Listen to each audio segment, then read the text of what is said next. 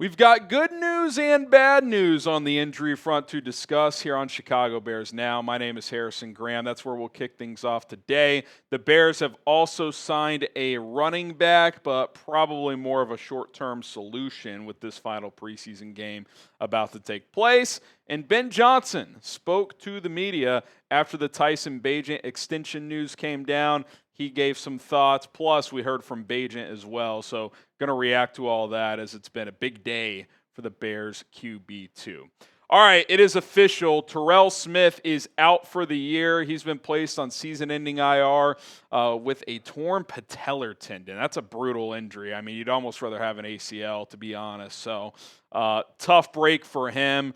Thoughts go out to him as he begins this long recovery process. And obviously a bummer for the Bears as well. He probably wasn't going to win a starting job, but definitely was going to be on the 53-man roster as one of the top backup outside corners. He's played some good ball in his first 2 years, rotating in with Tyreek Stevenson at times. So tough to see, tough injury to come back from. So we wish him the best as he slowly begins that process here. And obviously a lot of guys have been banged up. Jalen Johnson, sounds like he's on his way back. He warmed up before the Bills game. That was good to see. Kyler Gordon, we'll get to him in a second. He was back at practice today. That's good. Luckily, this has been a position where you do have a lot of bodies, but I think a guy like Nick McLeod is probably in good position to make the roster now. I know Brad Biggs mentioned that. I had mentioned that as well. He's a guy to keep an eye on with these injuries going down as someone who could make the roster. Could Trey Flowers sneak onto the 53? We'll have to wait and see. This final preseason game will be important for guys on the roster bubble. Speaking of Kyler Gordon, he was back at practice today. He was limited, didn't fully participate in team drills, but he's missed just over 2 weeks with, I believe, a hamstring injury. So good to see him back out there. Wouldn't expect that he would play on Friday, but should be good to go for week one as the season opener is just under 3 weeks away, 19 days away. So it'll be here quick, but if he's getting back in the mix, he should be good to go for that. A little bit of an injury scare in practice, and there's been some mixed reporting on this as Mark Grody tweeted out that Javon Dexter returned to the practice field after hurting his leg in 11-on-11 today. Gingerly walked off the field with the trainer into the building. A couple other reporters said that he came back for one snap and then was doing stuff off to the side. So it doesn't sound serious, but could be one. You know, if he has a bone bruise in his knee or something like that, maybe they would hold him out of Friday's game, so keep that in mind. Kevin Fishbane with kind of an attendance report, if you will. Guys who did not practice: Case Keenum, Devin Duvernay, Travis Homer, Roshan Johnson, Kyle Monungai, Josh Blackwell, Eamon Ogbogbemiga, Doug Kramer, Dominic Robinson, Austin Booker. Kyler Gordon was back, but limited, as we just mentioned. And this is a development. I mentioned this, I was told by someone I trust last week that Zay Frazier has been around at times, and multiple reporters reporting today they did see him. He did not practice. He was not in pads, but he's at least lurking around. So maybe that's a positive sign that he'll get back in the fold in some regard. Again, don't know what that means for his status on the 53, but we'll continue to monitor that situation. And obviously, out of all the absentees, I'm most interested in Austin Booker's status. I'm hoping this isn't a serious deal. I don't really need to see him in the preseason finale, but he was kind of in line to be your third edge rusher, so you need him to be healthy. If he's not, even if it's just for a couple games, Dom Rob's also out. Do you have enough coming off the edge to put into your rotation for week one early in the year? Hopefully Austin Booker is all good. In other news, Deion Hankins has also been placed on IR. The good news, and we saw this last year with Ian Wheeler, is now he can rehab with the team. He suffered a quad injury dealing with the shoulder problem as well.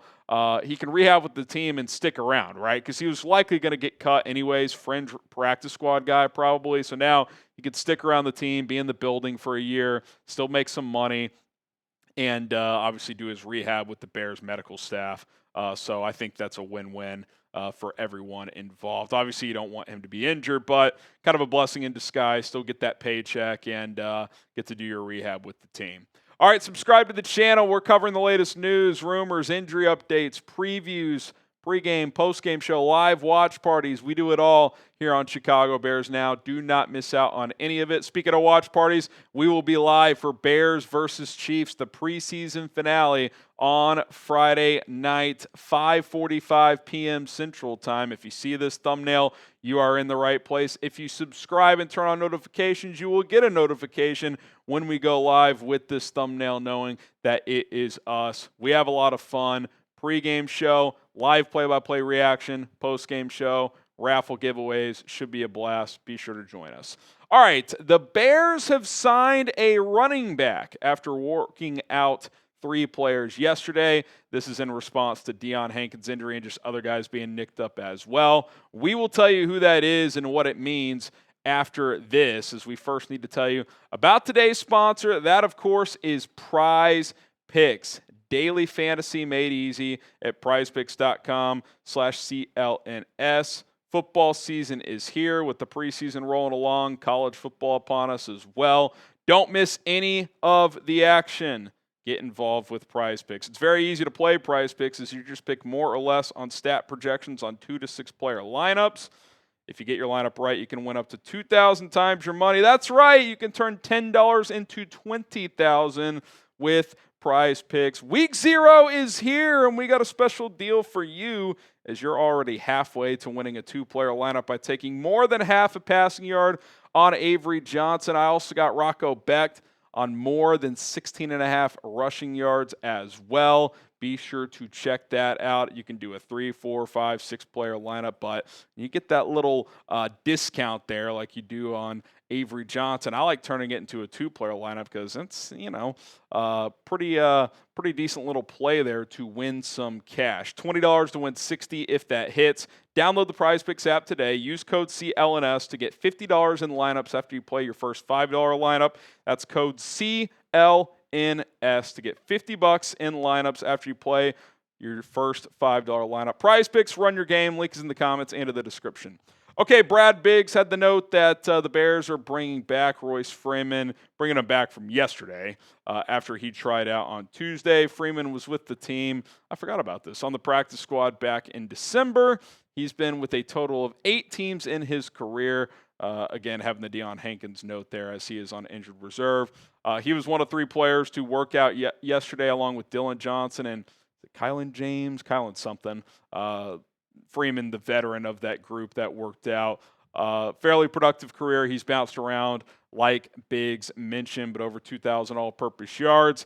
In all likelihood, and by all likelihood at 99.9999% chance, this is just to help get through Friday.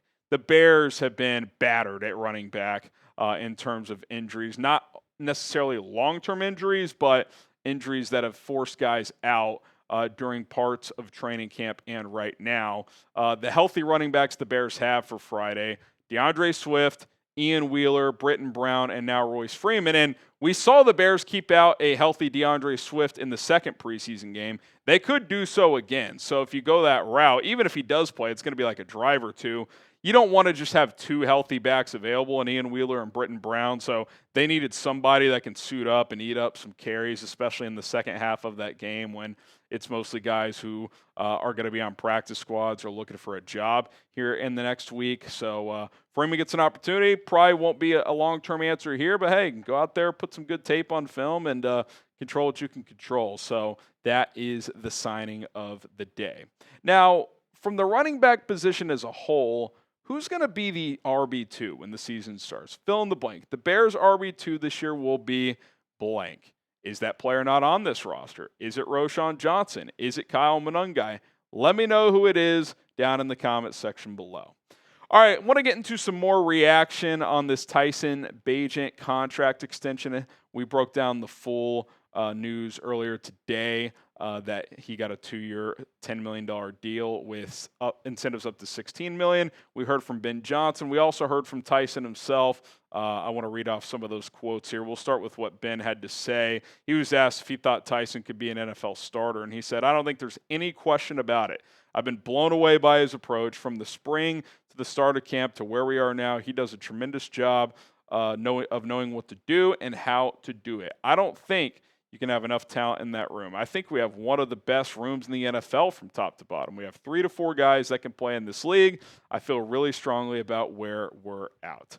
And look, this is just a fun story in general. I mean, this guy played at Division II Shepherd. I mean, he got a little buzz before the draft. Like, he was some experts were like, teams should take him in the 6th, 7th round. Like, he's got something to work with. But even then, like, a lot of 6th, 7th round quarterbacks, they don't stick around for long. Not only is this guy stuck around, he was in a QB room with 4 or 5 guys his rookie year, earned the backup job, went 2-2 as a starter when Justin Fields went down with that thumb injury, was the backup to Caleb Williams last year, clearly is the backup to Caleb Williams this year. I think Case Keenum will be on the team as well, but this extension is well-deserved. I mean, he's earned it. He's still an ascending young player, and I agree with Ben. I think he, at some point, will have a chance to start somewhere. Probably won't be here, but maybe it will be. Who knows? And he's still a young enough player. And, he talked about the thought of not signing this deal and hitting the open market next year, although he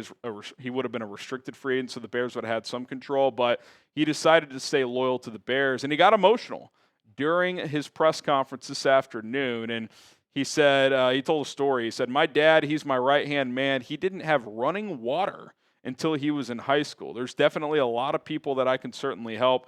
I don't really know anyone back home with a lot of money. It definitely feels good and is a weight off my shoulders and my family's shoulders. It means a lot." And here's just kind of a little screen grab from Tyson, wiping the tears off earlier today when talking about this life-changing money. Listen, he's made a few $100,000 each of the last few years as an undrafted free agent. Listen, that's a lot of money, and for him too. But this is money that can set people up if you do it properly. He can take care of his parents, buy him a house if he wants, do all that kind of stuff. So I just think it's a great story of perseverance.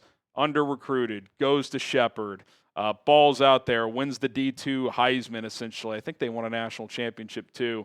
Gets his chance with the Bears, beats out a couple of veteran quarterbacks to be the backup, goes 2-2 his rookie year to earn his stripes in this league, is the backup under a new offensive coordinator last year, is the backup under this Ben Johnson offense this year, and Ben likes what he's seen so much, along with Ryan, that they've given him this extension before the season even starts. So happy for him, happy for his family, happy for the Bears. They're lucky to have this guy.